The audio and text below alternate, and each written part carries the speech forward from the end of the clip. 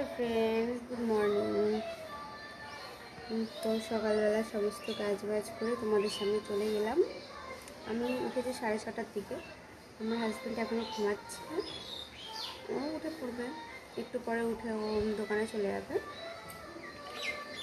দোকানে আর তোমাদের তো বলাই হয়নি যে আমার হাজব্যান্ড কী করে। আমার হাজব্যান্ড হলো, আমাদের পার্লার আছে।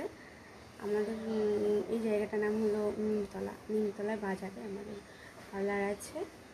তো চলো দেখো আমার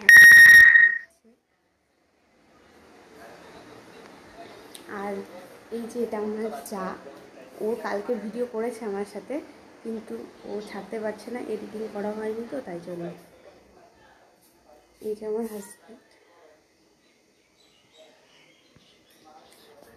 তো চলো আমি ব্রাশ করে তোমার সামনে আবার আসছি।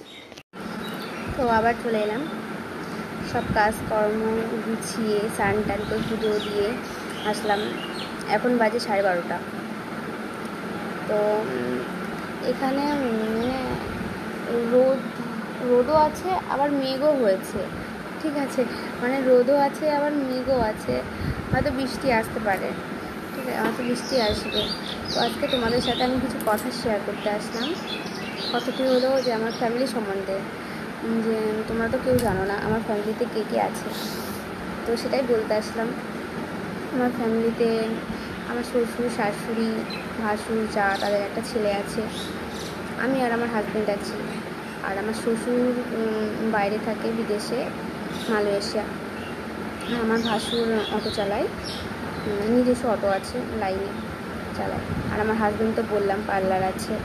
আমার বাবার বাড়িতে মা, বাবা, ভাই আর দিদির বিয়ে হয়ে গেছে। দিদি আবার একটা ছোটো মেয়ে আছে। তো চলো আবার পরে কথা হচ্ছে। তো আমি ছাদে এসেছি জামা কাপড় তুলবো বলে। এখন 6:33 বাজে।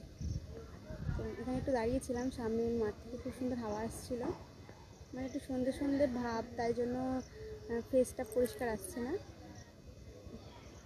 তো চলো জামা কাপড়টা তুলে নিই। তোলা হয়ে গেছে।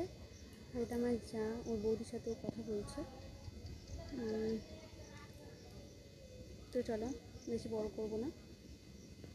ভিডিওটি যদি ভালো লেগে থাকে তাহলে কমেন্ট করে বলো কেমন হয়েছে। পরের কোনো ব্লগে দেখা হচ্ছে। বাই।